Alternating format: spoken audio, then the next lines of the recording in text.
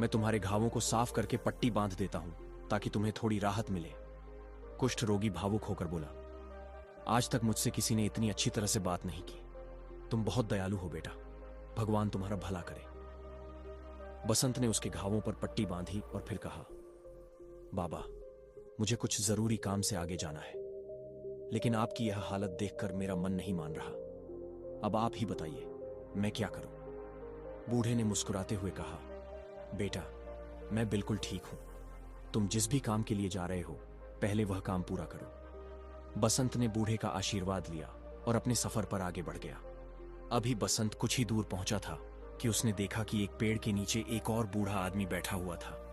बसंत ने पूछा, बाबा, आप यहां अकेले क्या कर रहे हैं? बूढ़े ने दर्द भरी आवाज में कहा, बेटा, मैं पास के ही गांव में रहता हूं, लेकिन एक जंगली भैंसे ने मुझे टक्कर मार दी। अब मैं चल नहीं पा रहा हूं। क्या तुम मुझे मेरे गांव तक पहुंचा सकते हो? बसंत ने सहानुभूति दिखाते हुए कहा, हां बाबा, बिल्कुल, मैं आपकी सहायता करूंगा। बताइए, आपका गांव किस दिशा में है?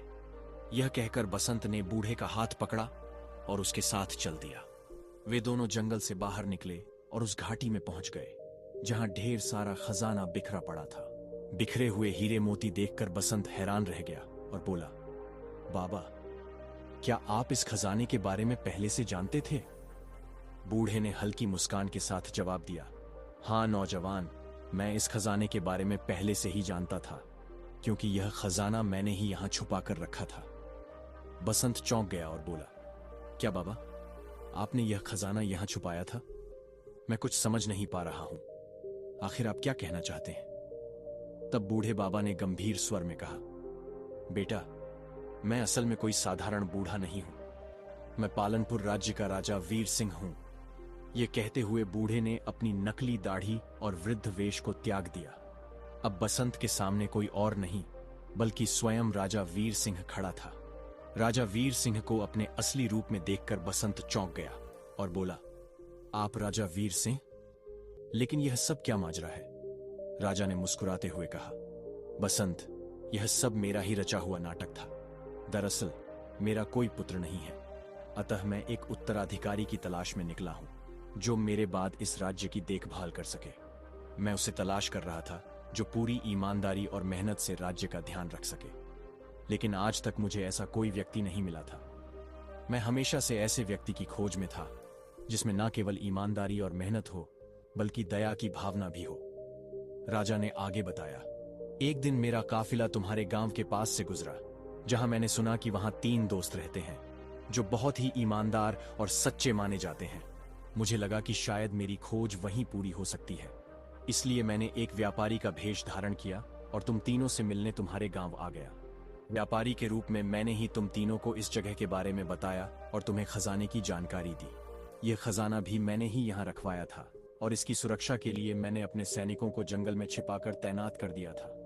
मेरा आदेश था कि तुम तीनों के अलावा कोई भी इस खजाने को हाथ न लगा सके। राजा ने आगे कहा, लेकिन जब तुम्हारे दोनों दोस्त यहां पहुंचे तो लालच ने उनकी आंखों पर पर्दा डाल दिया। वे दोनों एक दूसरे के खून के प्यासे हो गए और एक दूसरे को मारने पर उतारू हो गए। इससे पहले कि वे एक दूसरे की जान ले लेते, मेरे सैनिकों ने उन्हें गिरफ्तार कर लिया। वे दोनों अब मेरी कैद में हैं। राजा ने आगे बताया, मैं और मेरे कुछ खास आदमी अलग अलग रूपों में तुम्हारे सामने आते रहे। कभी एक व्यापारी के रूप में, कभी एक बूढ़े बाबा के रूप में, तो कभी एक लाचार कुष्ठ रोगी के रूप में। मैं यह देखना चाहता था कि तुम तीनों में से कौन सबसे दयालु और ईमानदार है। आखिरकार केवल तुम ही मेरी इस परीक्षा में खरे उतरे। तुमने न किसी को धोखा दिया और न ही लालच में पड़े, बल्कि जहां भी जरूरत पड़ी तुमने दूसरों की सहायता की। इसलिए बसंत, आज से मैं तुम्हें अपना उत्तराधिकारी नियुक्त करता हूं। अब से मेरे राज्य की पूरी जिम्मेदारी तुम्हारी होगी। यह सुनकर बसंत हैरान भी था और खुश भी। उसने राजा से कहा, महाराज, मुझे आपका यह प्रस्ताव स्वीकार है, लेकिन मेरे वे दोनों दोस्त कहां हैं? मैं आपसे प्रार्थना करता हूं कि आप उन्हें माफ कर दें और रिहा कर दें। राजा ने बसंत की विनम्रता और दोस्ती की भावना को देखकर कहा, ठीक है बसंत, जैसा तुम चाहते हो वैसा ही होगा। इसके बाद राजा ने रामू और लखन को रिहा कर दिया। वे दोनों शर्मिंदा थे कि उन्होंने बसंत जैसे सच्चे दोस्त को धोखा दिया था। दूसरी तरफ बसंत राजा के साथ महल में चलराधिकारी बन चुका था। उसकी ईमानदारी, मेहनत और दयालुता ने उसे एक नई पहचान दिलाई। अब वह आरामदायक और सम्मानजनक जीवन जी रहा था, जबकि उसके दोनों दोस्त अपने के पर पछता रहे थे। कहानी से सीख: जो इंसान लालच से बचकर सच्चाई, ईमानदारी और दयालुता के मार्ग पर चलता है, वह अंततः जीवन में सफलता और सम्मान पाता है। अगर आपको यह कहानी अच्छी लगी तो वीडियो को लाइक कर दीजिए। कमेंट करना आपका